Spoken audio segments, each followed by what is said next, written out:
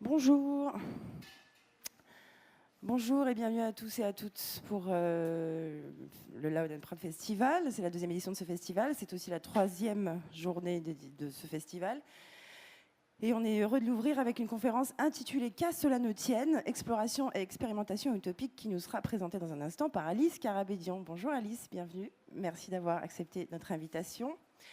On est particulièrement heureux de vous recevoir à Loud and Proud pour aborder ce sujet parce que l'un des buts de ce festival, outre de passer du bon temps ensemble, c'est de proposer des outils stimulants pour réouvrir le champ des possibles et s'autoriser à être créatifs dans nos vies et dans nos vies queer.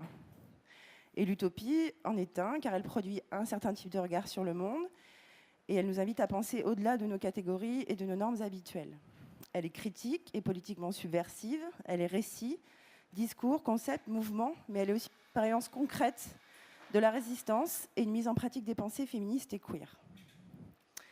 Pour les personnes qui ne vous connaissent pas, Alice, je rappelle brièvement que vous êtes docteur en philosophie politique et que vous travaillez notamment sur la science-fiction comme laboratoire de pensée et moyen de problématiser les enjeux politiques contemporains. Vous êtes également cofondatrice de l'Archipel des Devenirs, un centre de recherche sur l'utopie. À noter que cette belle conférence va être suivie d'un atelier qui est complet, malheureusement. Mais je voulais quand même vous dire que ce sera Claire Finch qui est là, qui va l'animer, qui est auteur et qui fait de la fictothéorie et qui narrativise, pour l'incarner, la questionner, l'apport théorique des études de genre. Hélas, pour ceux qui ne sont pas inscrits à l'atelier, donc c'est complet, mais le centre de ressources propose tout un tas d'ouvrages intéressants sur l'utopie, sur la pensée queer et toutes sortes d'autres sujets. Il y a une sélection qui vous est proposée. Si vous êtes désœuvré après, vous pouvez toujours aller là-bas. Et je voulais aussi vous dire qu'à l'issue de cette conférence, ne soyez pas timide. Un des buts de ce festival aussi, c'est d'échanger, de se dire des choses. Donc si vous voulez poser des questions, faire des remarques, n'hésitez pas. C'est à toi. Merci beaucoup Anne, merci à toute l'équipe du festival et puis la Gaieté Lyrique qui nous apporte un soutien phénoménal. Et puis je suis ravie de partager ce sujet avec vous, qui est très important aujourd'hui.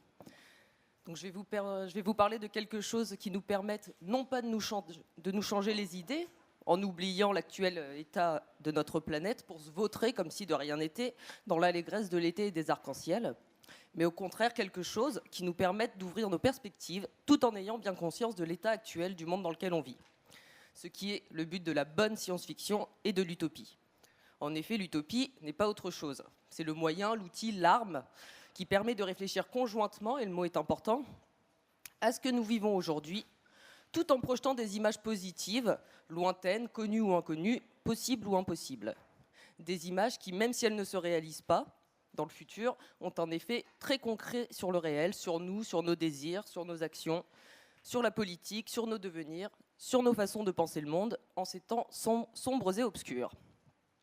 Comme le dit le philosophe Miguel Abinsour, qui a beaucoup travaillé sur l'utopie, je le cite, « Entendons une impulsion obstinée vers la liberté et la justice qui, en dépit de tous les échecs, de tous les désaveux, de toutes les défaites, renaît dans l'histoire, refait jour, qui, au plus noir de la catastrophe, se fait entendre, résiste, comme si la catastrophe même suscitait une nouvelle sommation utopique. » Ou pour le dire avec les mots de Philippe Cadic, « If you find this world bad, you should see some of the others. » Pardon. Donc voilà ce dont j'aimerais vous parler aujourd'hui, en vous invitant à penser et à investir l'utopie, et se demander ensemble, que peut l'utopie?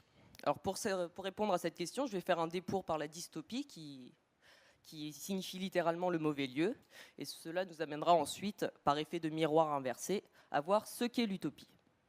Donc, tout d'abord, je pense que nous nous accorderons pour dire que la science-fiction est maintenant partie prenante de notre culture, et je ne parle pas juste de la culture queer, mais bien de la culture occidentale.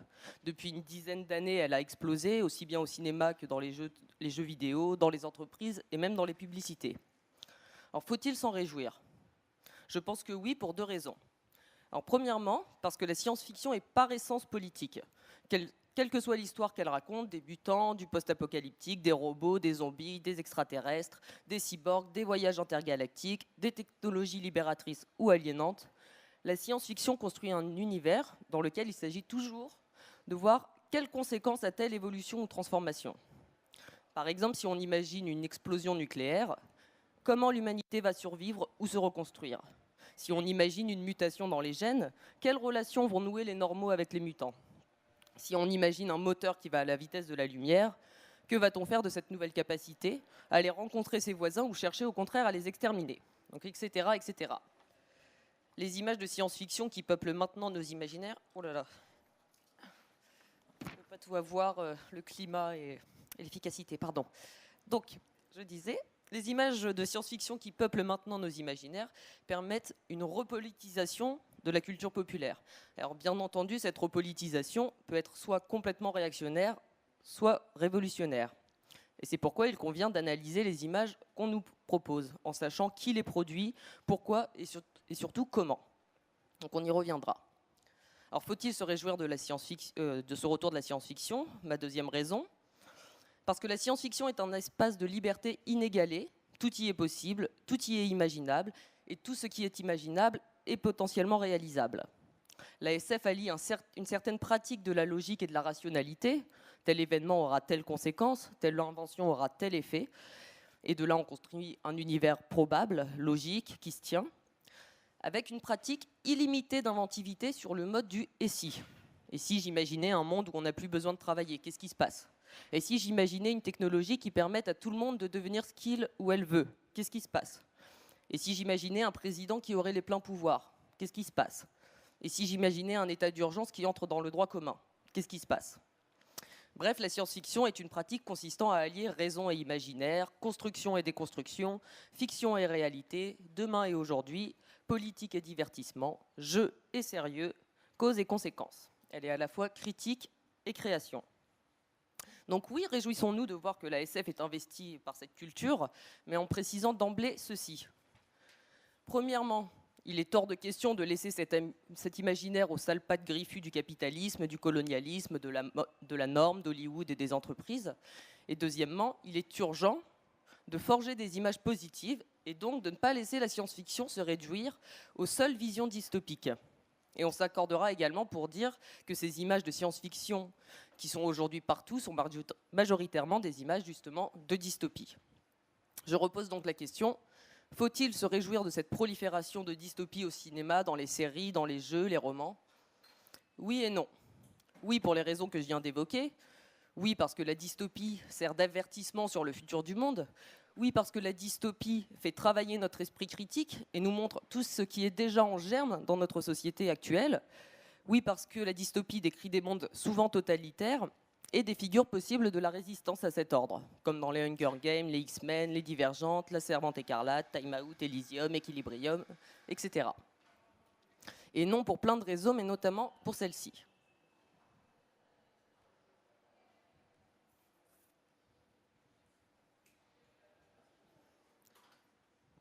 Je ne pense pas que j'ai besoin de traduire la petite bande dessinée.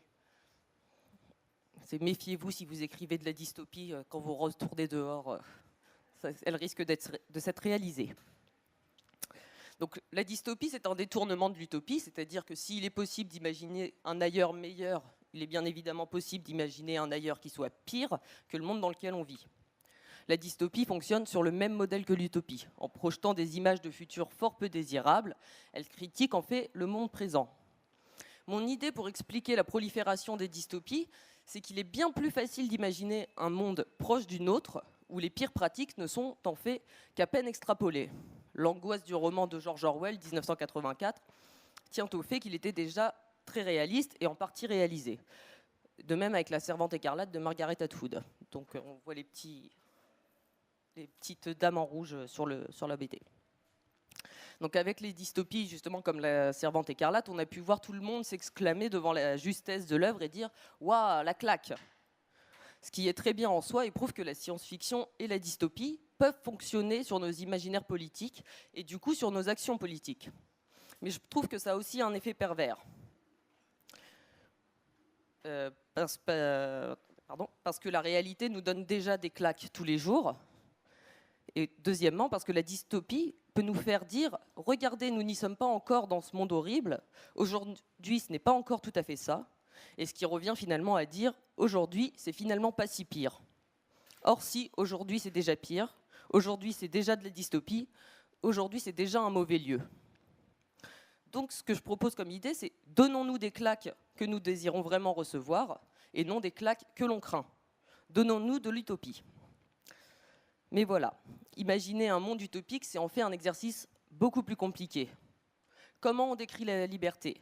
Comment on décrit l'égalité? Et une fois qu'on a dit ça, qu'on a planté le décor, il s'y passe quoi en utopie?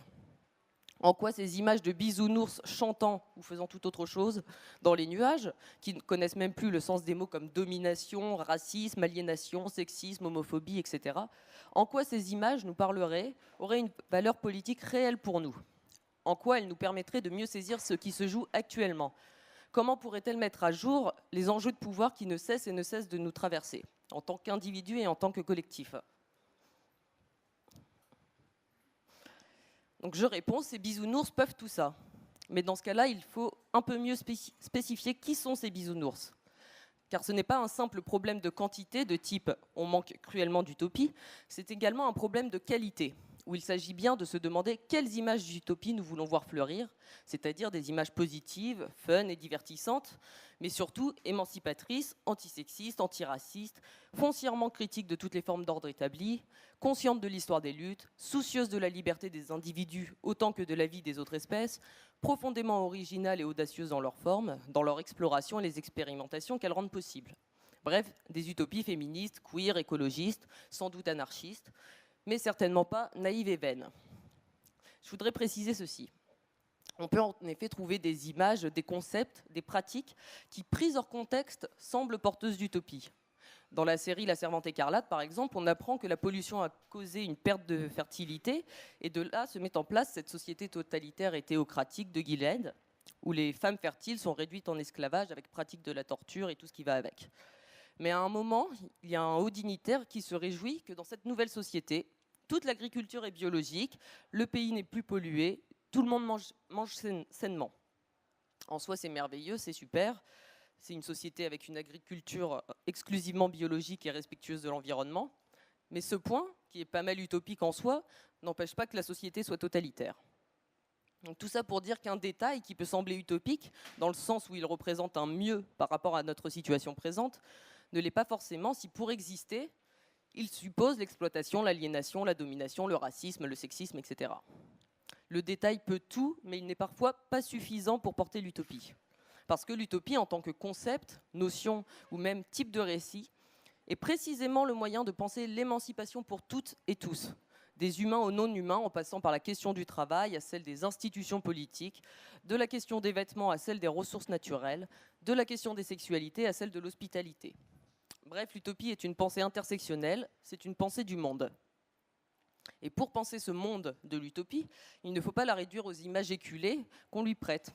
Alors l'utopie n'est pas seulement la projection d'un ailleurs lointain sur le modèle de l'île de Thomas More. L'utopie n'est pas la société parfaite. Littéralement, utopie en grec signifie à la fois non-lieu et bon-lieu, et l'idée de perfection lui a été collée a posteriori, perfection qui est forcément finie et immuable. L'utopie n'est pas seulement un plan et un programme pour réaliser le progrès dans ce monde-ci. L'utopie ne contient pas en soi les germes du totalitarisme, comme si l'utopie devait s'imposer par la force et faire entrer tout le monde dans un moule, dans une case, pour que la société fonctionne. Comme si l'utopie était histoire d'uniformité et de conformisme. C'est en effet tout le contraire. L'utopie est le moyen de détruire toutes les cases, les cadres, les normes, afin qu'il n'y ait plus qu'un espace de liberté et d'égalité. L'utopie n'est pas la création d'une nouvelle norme, mais bien la création et la généralisation des principes d'émancipation et de subversion. Donc l'utopie n'est pas une illusion. L'utopie a la douceur du rêve et la puissance d'un char d'assaut. J'adore faire des phrases chocs, préparez-vous. L'utopie n'est pas une fuite hors du réel, au contraire, elle en est extrêmement soucieuse. Elle n'est pas neutre au sens où elle est impliquée, inquiète. L'utopie n'est pas un conte de fées. L'utopie n'est pas seulement spéculation ou anticipation. L'utopie déconstruit le réel, et je cite Miguel Abinsour.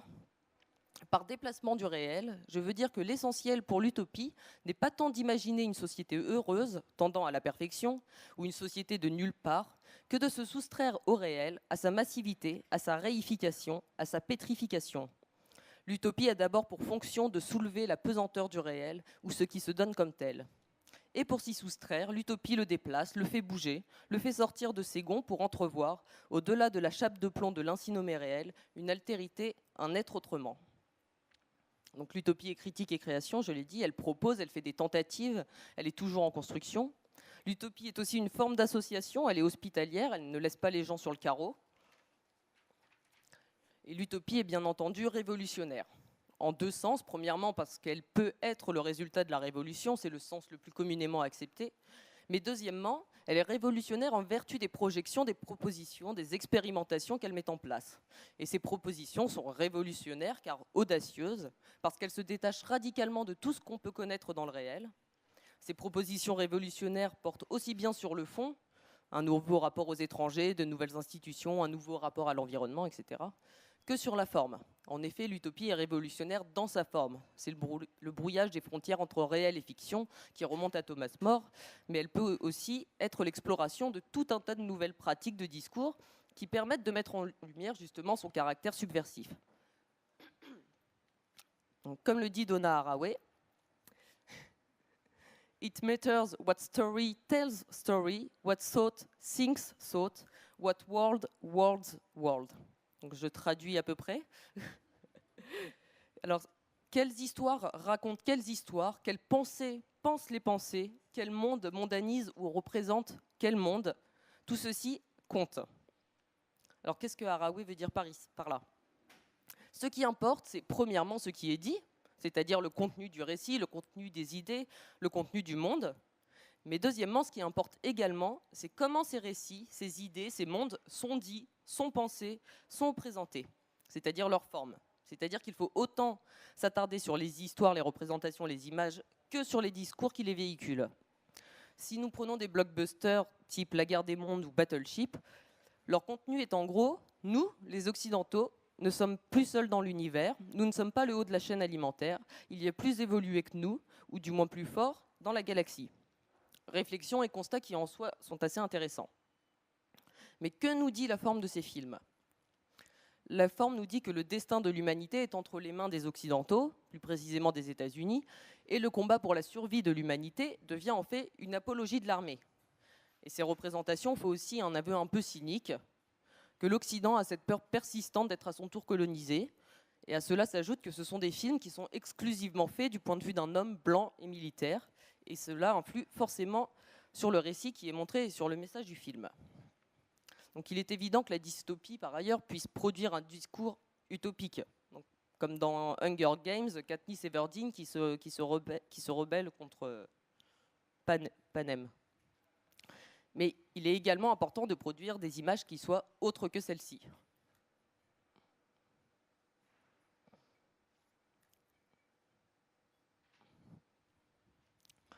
Alors, si les images que nous projetons ont potentiellement tendance à se réaliser, et qu'elles se réalisent ou non, au fond, ce n'est pas le problème, on comprend pourquoi il est urgent de commencer à réfléchir à nouveau à des images positives et non seulement des images de destruction et de domination totale.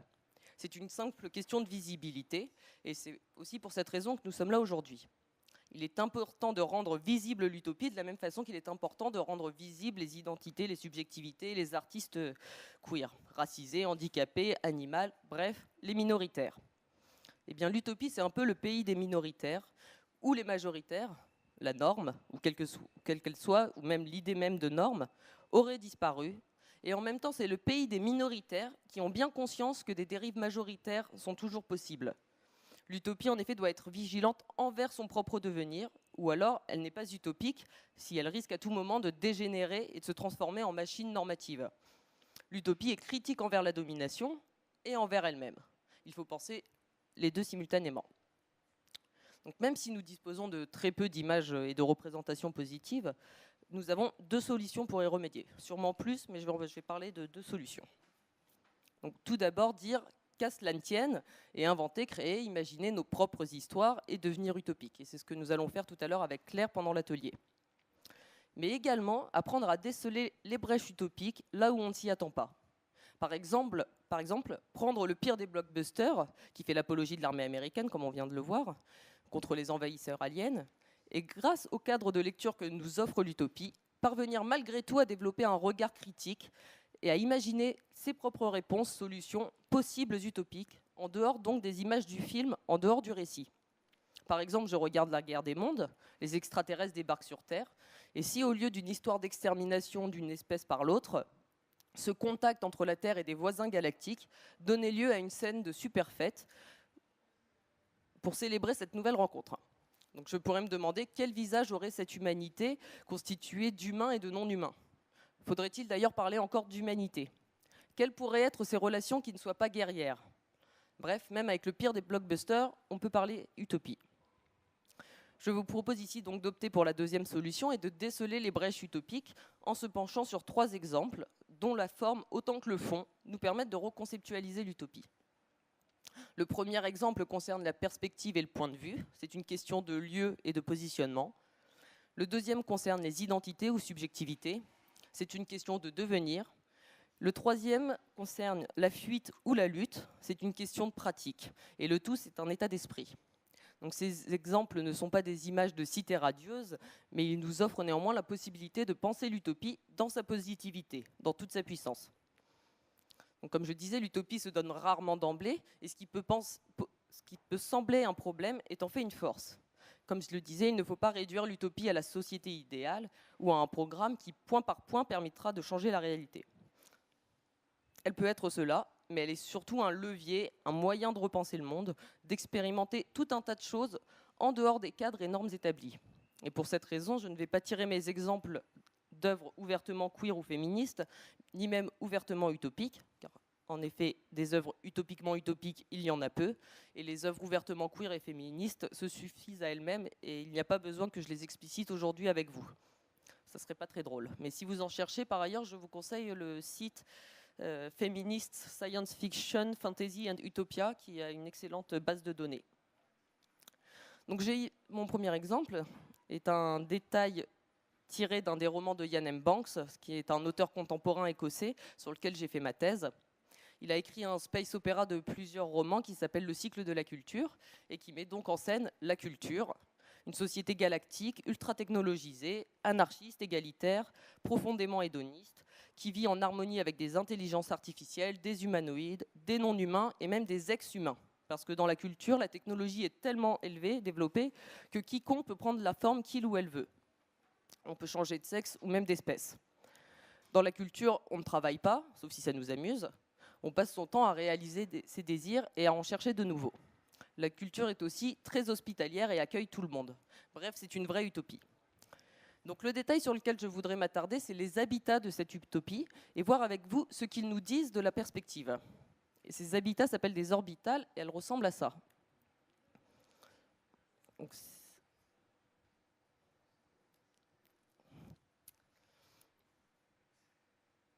Donc à propos des trous noirs, l'astrophysicien Jean-Pierre Luminet établit une distinction entre l'horizon relatif et l'horizon absolu.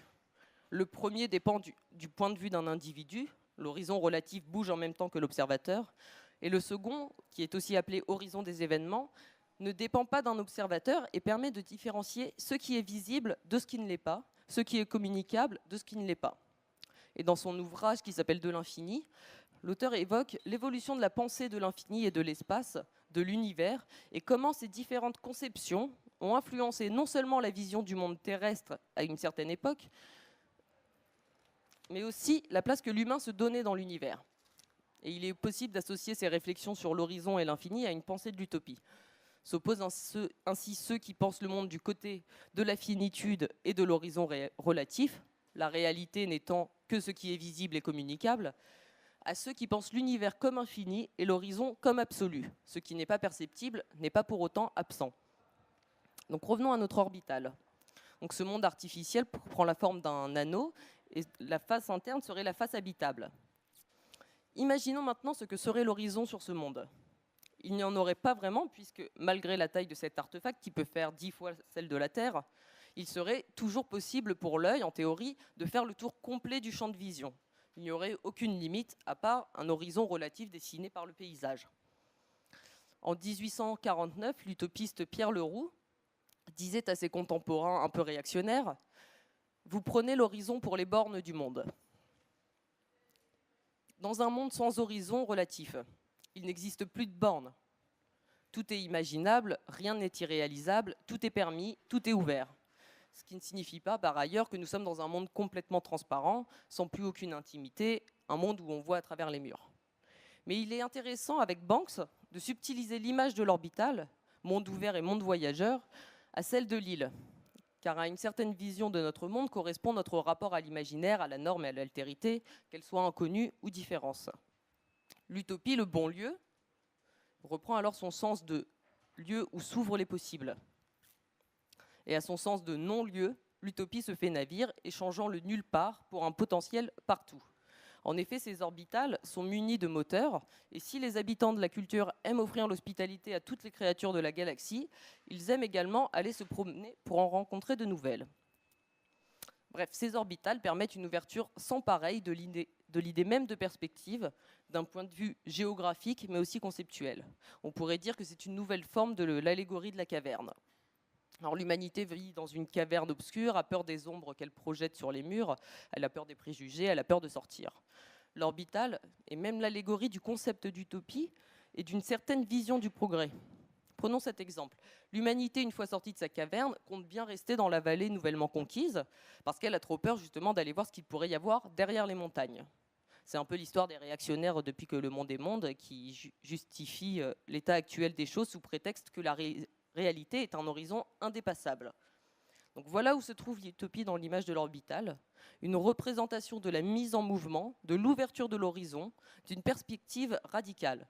C'est un monde où il n'y a plus aucune raison de craindre le changement, le nouveau, au contraire, l'orbital met même ses moteurs en marche pour aller à la rencontre de choses et d'êtres inconnus. Donc voilà l'utopie comme pensée de la perspective et de l'ouverture, où l'utopie se retrouve à la fois dans le fond, quel habitat peut occuper une société utopique, et à la fois dans la forme, l'imagination d'une galaxie peuplée de mondes voyageurs et le récit de leur rencontre sur le mode de l'hospitalité plutôt que sur celui de la colonisation ou de l'éradication. Une autre question intéressante concernant les orbitales est de savoir si c'est leur forme et leur fonctionnement qui permettent à la culture et à ses habitants d'être une utopie, ou si c'est au contraire la culture et ses habitants qui se sont dotés a posteriori d'un environnement correspondant à leur ouverture d'esprit. En effet, il y a un jeu d'aller-retour qui, je pense, va nous importer ici à Loud and Proud. Est-ce que c'est la société qui crée un certain type de subjectivité, ou est-ce que ce sont ces subjectivités qui influent sur le type de société ?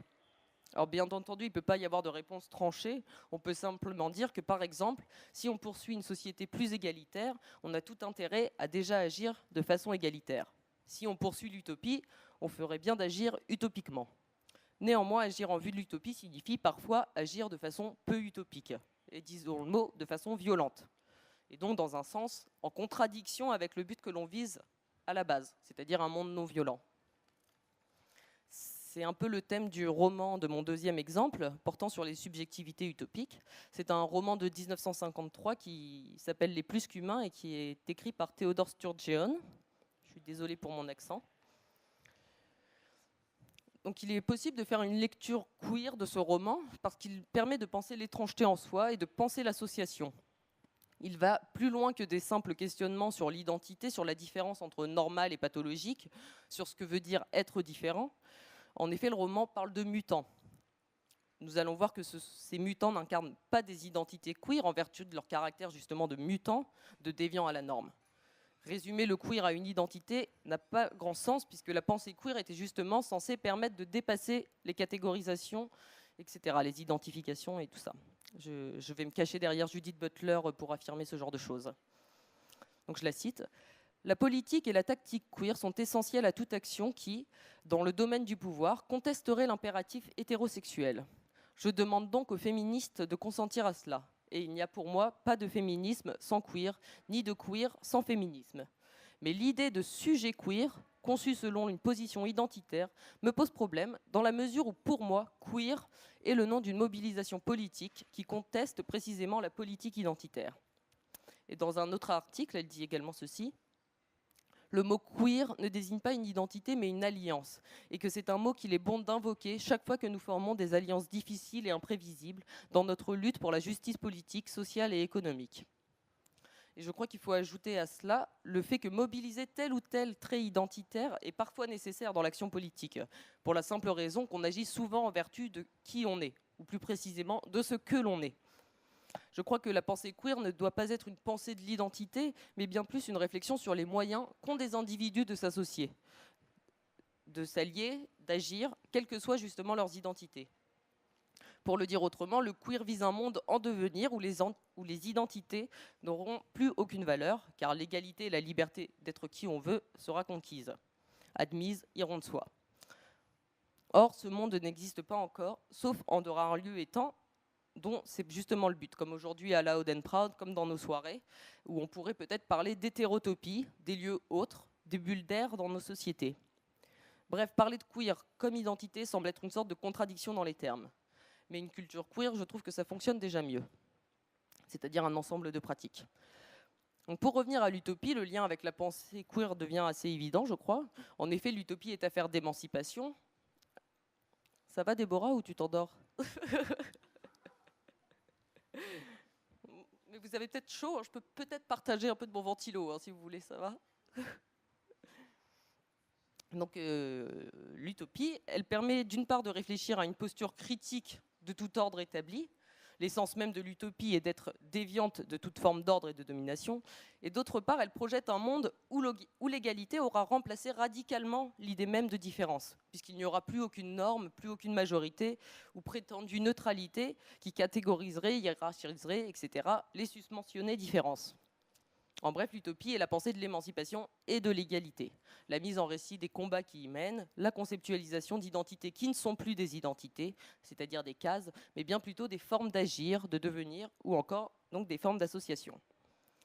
Je voudrais revenir ici à une critique que l'on fait souvent à l'encontre de l'utopie, à savoir que l'utopie serait la vision ou le rêve d'une seule personne, son auteur, et le bonheur d'une personne pourrait très vite devenir le malheur de beaucoup.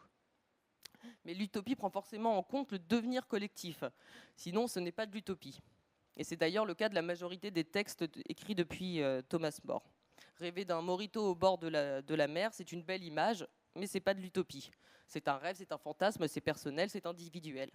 Et l'utopie est tout sauf individualiste. C'est une pensée de l'égalité, et pour qu'il y ait égalité, il faut qu'il y ait collectif. L'utopie doit prendre en compte tout le monde, et principalement les minoritaires. Donc la science-fiction permet justement d'expérimenter ce que serait un être, ou plus largement un rapport au monde, qui ne soit pas piégé dans une cartographie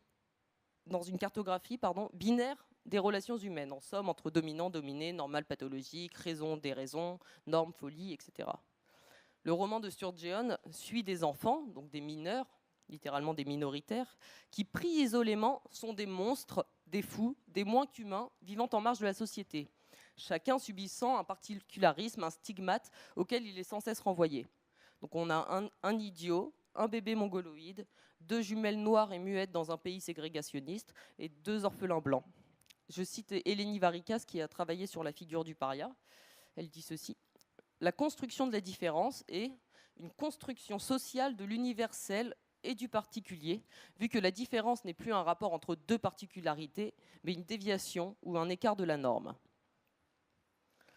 Je reviens à mes enfants mutants. Donc, ils possèdent tous un don surhumain. Ils sont soit télékinésistes, soit télépathes, soit surdoués, soit ils peuvent se téléporter. Avant leur rencontre, ils sont tous pris dans ce rapport de domination entre la norme et la marge. Ils sont leur pathologie. Et ensemble, ils vont rendre possible une sortie de la domination et esquisser un devenir utopique. Ils vont former une entité supérieure que Sturgeon appelle l'homo-gestalt. Alors, tout le roman est le récit de la rencontre entre ces enfants, la création, la formation et l'apprentissage de cet homo-gestalt. Et cet homo-gestalt n'est pas foncièrement gentil, il se bat, il peut faire du mal aux autres, il se venge un peu du système qu'il a exclu en premier lieu. dans l'association, dans le dépassement de ce que la norme identifie comme étant une pathologie, idiot, mongoloïde, noir, fille, les enfants de Sturgeon édifient un nouvel être, éthiquement et politiquement plus humain que les simples humains, un nouvel être anarchique, qui signifie littéralement sans principe, sans chef.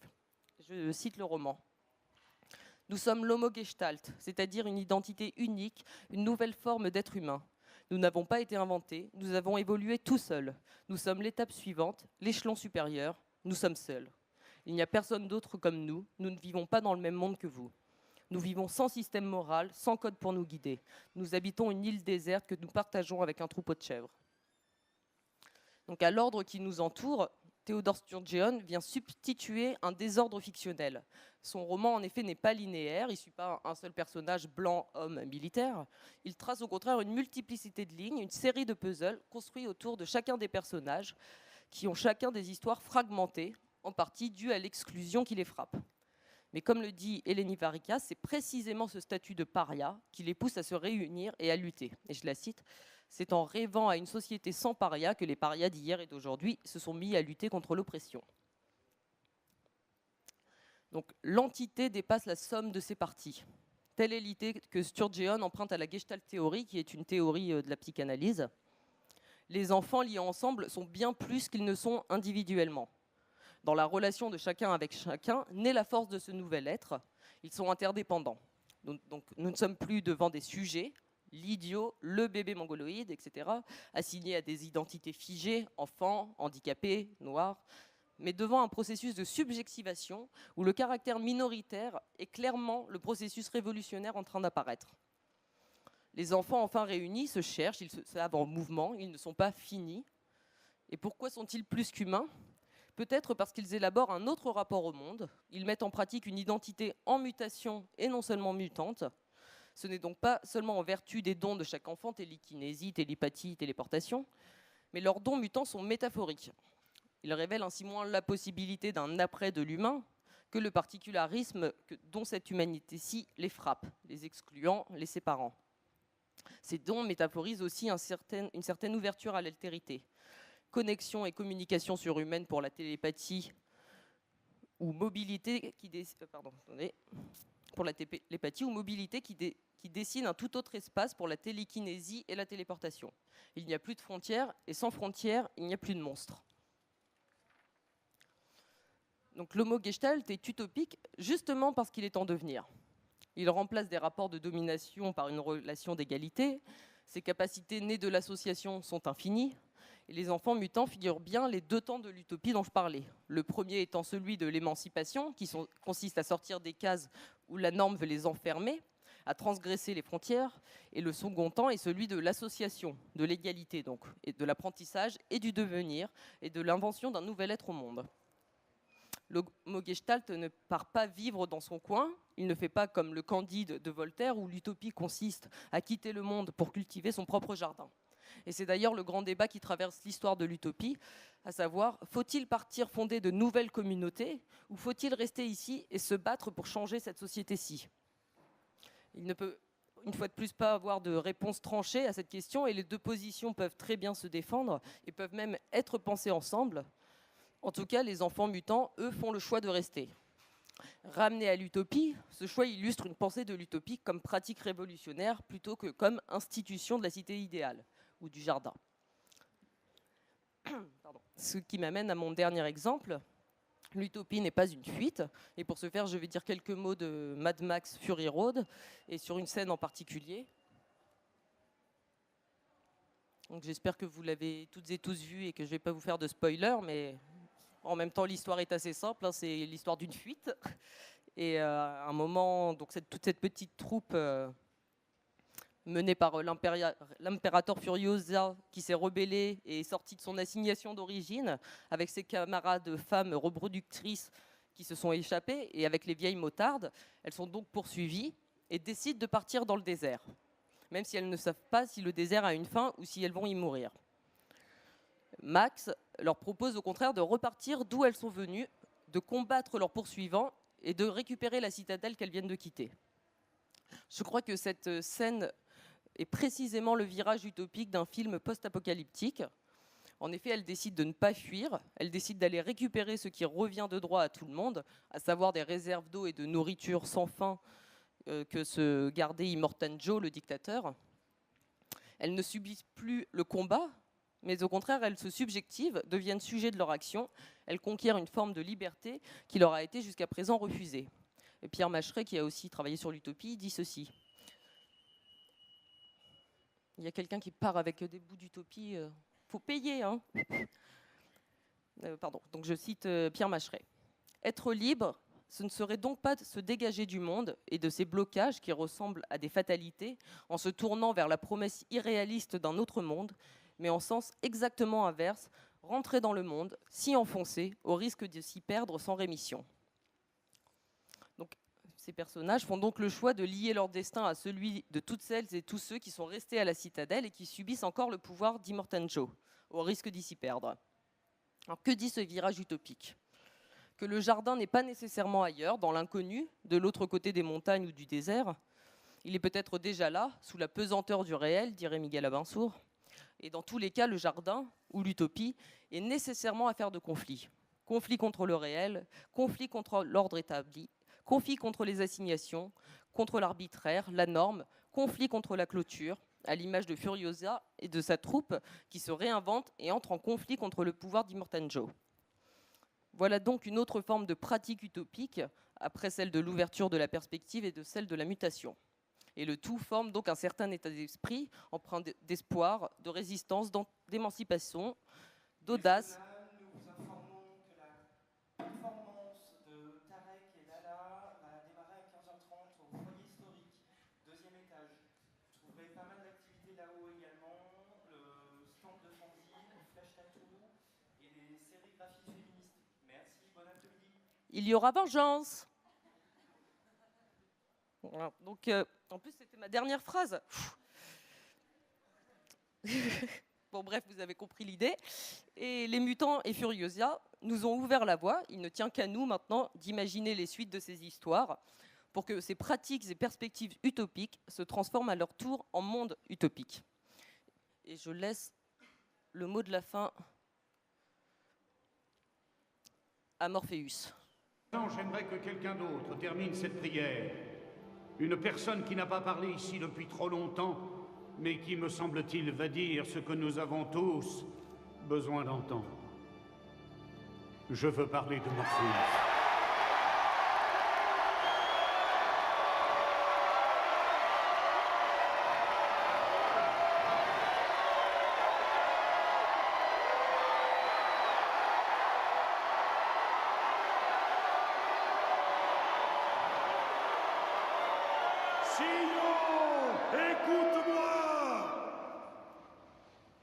Je confirme ce que beaucoup d'entre vous ont entendu. Les machines ont levé toute une armée, et tandis que je vous parle, cette armée approche de l'endroit où nous sommes. Mes amis, je vous le dis, l'heure est grave. Nous affronterons encore bien des épreuves. Mais si nous devons nous y préparer, il nous faut d'abord renoncer à nos moindres peurs. Je me présente devant vous ce soir, et en vérité, je n'ai pas peur. Pourquoi? Parce que moi, j'ai fait le choix de croire? Non! Je me présente devant vous sans peur, parce que je n'oublie pas. Je n'oublie pas que ce qui m'amène, ce n'est pas tant le chemin qui se trouve devant moi, que le chemin qui se trouve derrière moi. Je n'oublie pas non plus que depuis un siècle, nous faisons la guerre à ces machines. Je n'oublie pas non plus que depuis un siècle, elles nous envoient leurs armées pour nous détruire. Et après un siècle entier de guerre, je n'oublie pas ce qui importe le plus. Nous sommes toujours là!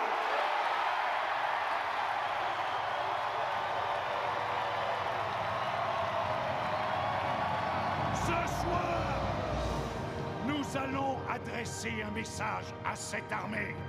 Ce soir, nous allons ébranler cette caverne. Ce soir, nous allons faire trembler ces murs de terre, d'acier et de pierre. Faisons-nous entendre du magma rougeoyant aux ténèbres du ciel. Ce soir, grâce à nous, ces machines n'oublieront jamais plus que Sion est toujours là. et que nous ne craignons rien.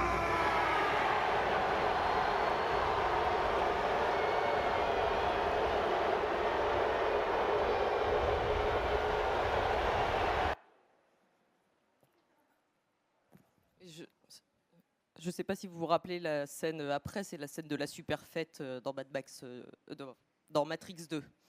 Je trouvais que c'était pour annoncer ce qui va suivre. Parfait. Voilà. Merci. Là, on peut peut-être échanger un peu avec Alice si vous avez des questions, des choses à dire. Qui veut dire quelque chose? Merci. Et merci beaucoup pour ta conférence. Ce qui m'intéresse beaucoup, c'est cette idée de violence utopique.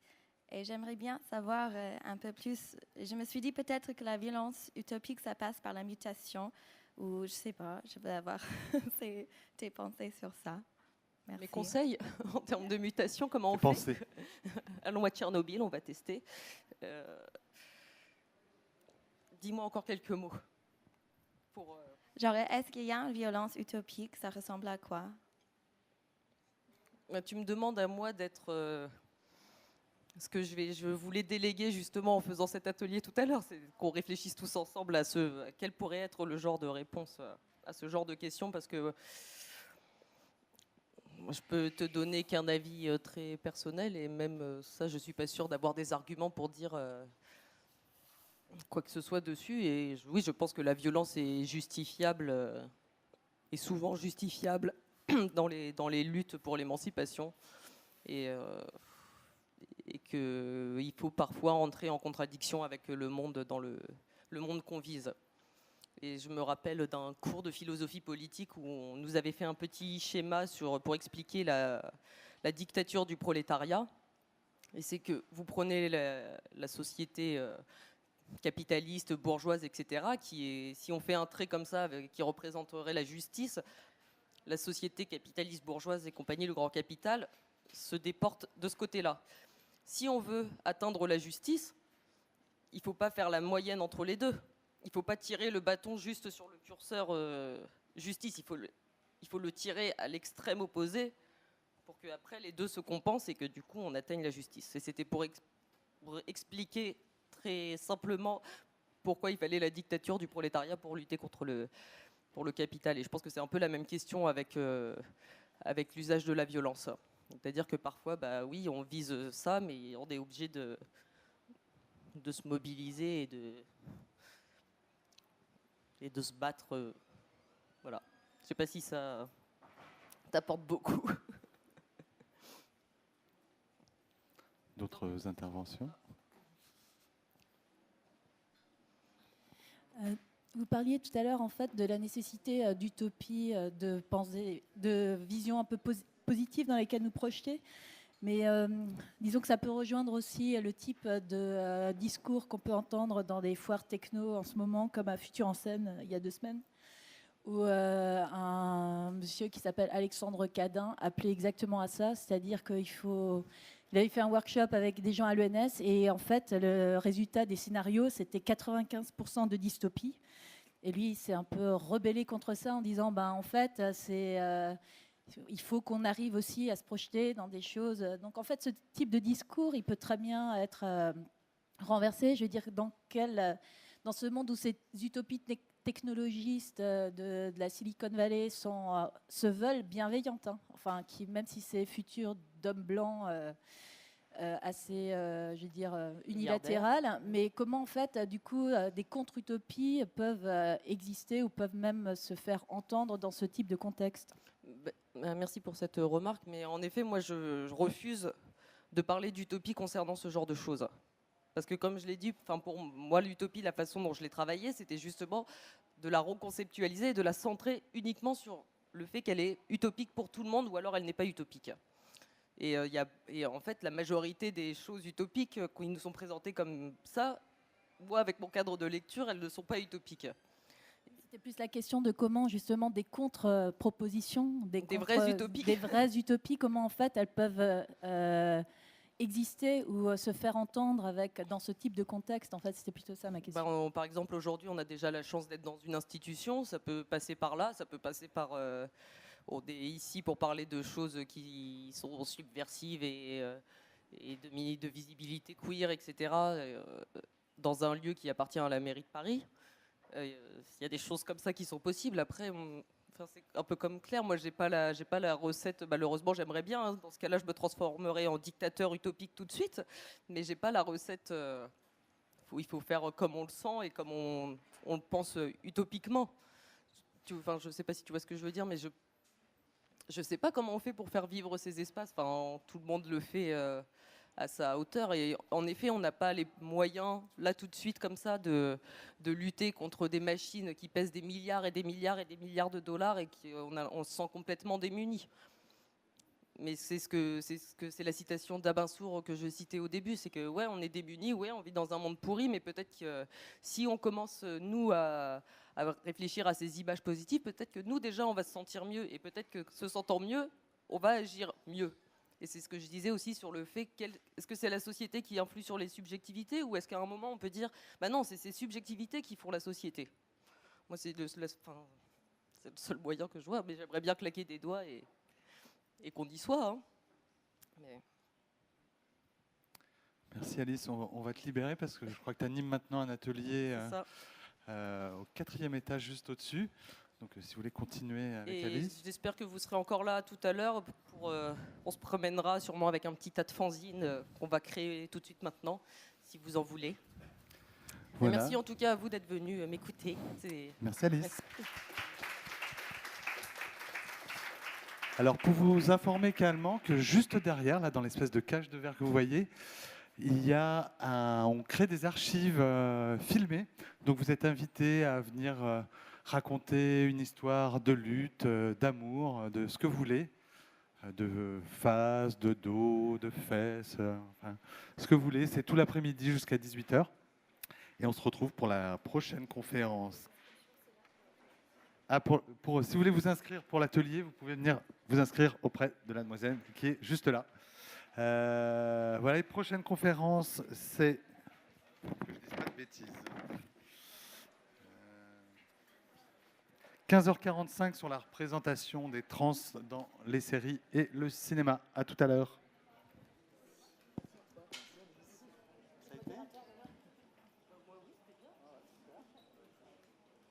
Ça va être sur quoi?